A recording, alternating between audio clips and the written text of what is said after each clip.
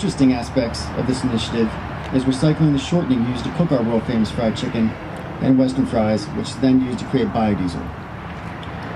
This natural progression then led us to offer a variety of alternative fuels to our customers.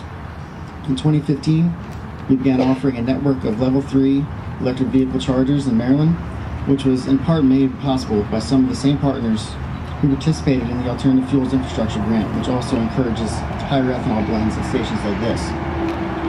That network then grew into Delaware and Pennsylvania. Shortly thereafter, we began offering diesel exhaust fluid at the pump.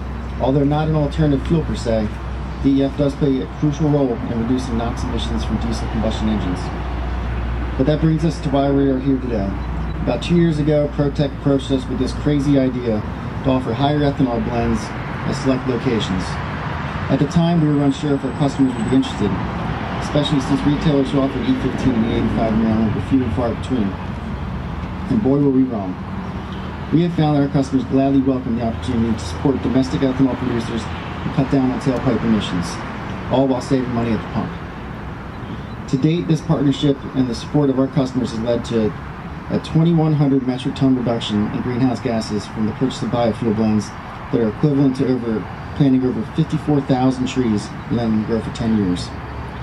With the assistance of ProTech, the Alternative Fuels Infrastructure Program, and the Biofuel Infrastructure Project, and others, we are now offering regular 88 and flex fuel at 12 locations with more to come. Thank you. With that, I'd like to welcome our first speaker, Richard Fordyce, who was sworn in as the U.S. Department of Agriculture Farm Service Agency Administrator in May of last year. Mr. Fordyce provides leadership for the Farm Agency as they support agricultural production across America through a network of over 2,100 county and 50 state offices. Well, thank you, Tom, and good morning, everyone. This is a really great event. It's a really great event, I think, to culminate the efforts here to bring additional infrastructure for renewable fuels, which is really important. We know its impact on the environment to use renewable fuels, whether that be ethanol or biodiesel, other advanced biofuels. So it's good for that motoring public that's going by on the street. It's good for this community. It's good for agriculture communities, small communities across the country that grow corn for ethanol, grow soybeans for biodiesel. This is a great program. Thinking about how we can, as an industry, how we can as an agency, how we can as a community of folks that are supporting and advancing biofuels can come together and do something really effective. And this is a perfect example of that. So, as Tom said, the grant program was $100 million. That was distributed across the country in 20 states, over 1,000 different gas stations, and nearly 5,000 pumps. Very significant. I think we would all agree that this program was certainly a success, and certainly appreciate your willingness and your support of the program. It's very important that you did that, and it's really important that we're here today. I'm here today on behalf of the Maryland Grain Producers Utilization Board. I'm a farmer here in Maryland. I farm 45 miles south of here. I got out of the tractor this morning to come and be here, and I'm going to go back in the tractor when I get back to plant some corn. So, Maryland Utilization Board is a farmer-run checkoff program that funds research, market development, and educational projects to improve the bottom line of Maryland farmers. Projects like this help us with our bottom line. Right now, corn's trading at $3.64 in the market. It's at or below the cost of production, and ethanol is the one way that we see that can immediately get our bottom line up. Every Maryland farmer wants to participate in any ethanol awareness that we can promote at all. Beyond supporting the price of corn, in 2018, the ethanol industry serviced and employed 71,000 Americans, supported 295,000 jobs. It generated $46 billion in gross domestic product and boosted household income for farmers like me and in rural communities by $25 billion. As I said, Maryland Grain Producers Utilization Board invested $200,000 of our farmer checkoff money to benefit projects like this and match the federal dollars of the BIP program.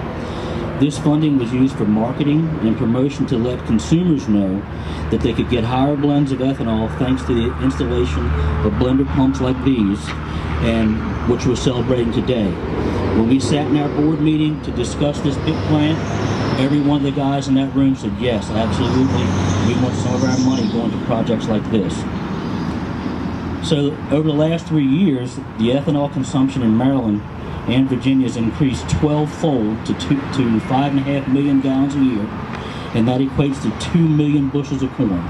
And I just want to say I just filled my truck here with the Flex Fuel blend. Thank you very much for having it.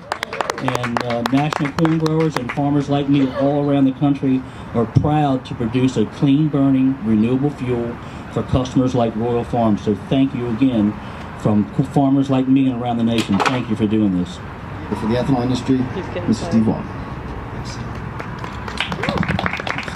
First of all, I appreciate everybody for coming and taking the time to come here today. I was just thinking this morning, as I was getting ready, we have this annoying habit at our house right now of putting puzzles together. And we have a couple kids with us and they're putting puzzles together. And I kind of was thinking this morning that this station is a great example of putting a puzzle. And the picture on the puzzle happens to be this store.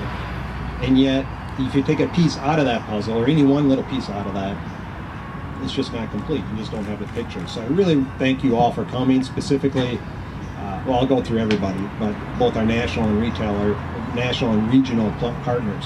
ProTech Fuel is really, we've been around for about 20 years. We've really been designed to help retailers across the country be more successful, whether that's managing gas or diesel or energy content in the store or marketing. And ethanol is a very integral and important piece of that. We took it on 15 years ago and did the first station of higher ethanol in Texas, and from there just kind of mushroomed. And today we have a little over 700 stores doing a variety of different ethanol blends at this point.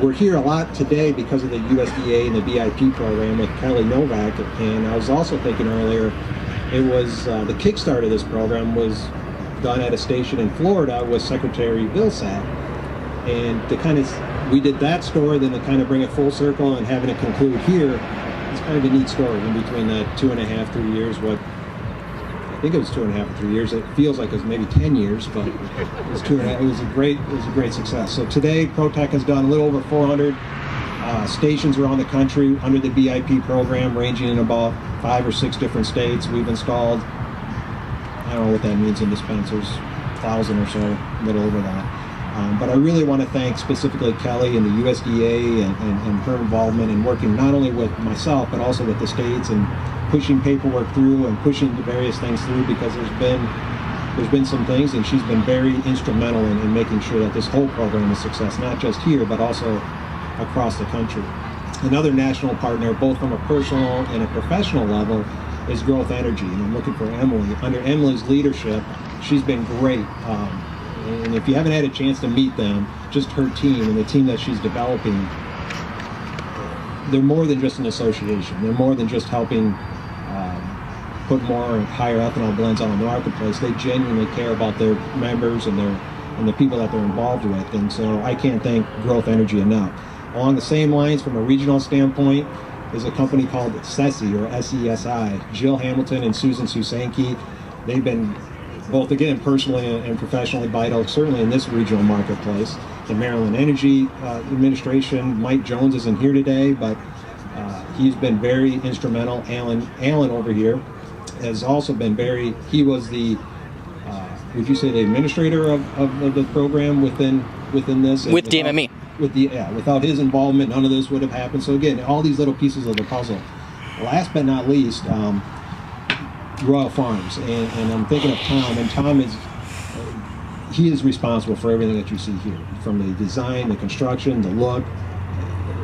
He has more things on his desk than most people would, and the work that he puts in, and the time and his expertise, he makes it look easy. But I can tell you firsthand, having done a number of stores myself, he makes it look easy, and yet he's able to pull these things off. So when I first met Royal Farms 2 years ago, Actually, it was well before, it was maybe 5 years ago.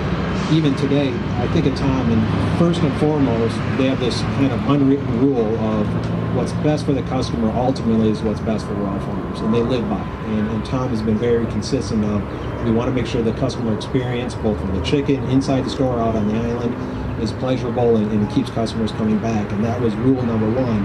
And so to have higher ethanol blends at the store, to attract the different customers, to have increased in sales and have the environmental impact is a wonderful thing. So I appreciate you all coming. Look forward to doing more and more of these types of stations with Royal Farms, and thank you again. So up next, speaking of Growth Energy, we have Emily Score. She's the CEO. Growth is one of the country's premier biofuel trade organizations, representing 100 producers, 90 associate companies, and tens of thousands of ethanol supporters around the country who work to bring customers clean-burning, more affordable fuel choices at the pump. Growth Energy works hand-in-hand with Prime the Pump, a nonprofit organization dedicated to helping build the infrastructure and distribution of higher biofuel blends to give more and more Americans the choice at the pump. That partnership has doubled the number of E15, known as regular 88 stations, in 4 years in a row, to include nearly 1,800 stations across 30 states. Without Growth Energy's support, the Biofuels Infrastructure Partnership grants would not have been possible. Please help me welcome Emily Score. Good morning, everyone. Thank you, Tom. I am officially here on behalf of our nation's ethanol producers, but I am going to claim that I am unofficially here on behalf of soccer and lacrosse moms in Maryland and the DC metro area to say thank you. I cannot tell you how long I have been waiting to have greater choice at the fuel pump. So I appreciate, and I like what you were saying, Steve, about the puzzle pieces. It is so nice to see the collaborative effort that was mission critical to getting to this point. So I thank you, Tom and Steve and Jill and Susan and Maryland grain producers and the great state of Maryland and USDA, because it really was a team effort. And for me, where the rubber hits the road is the consumer. Thanks to the incredible partnership of all of you, DC commuters will finally have access to cleaner burning regular 88, which is not only good for their wallets, it's good for the engine, and it's kinder for the earth. Just last month, American drivers have surpassed another 1 billion miles on regular 88, bringing the total to 8 billion.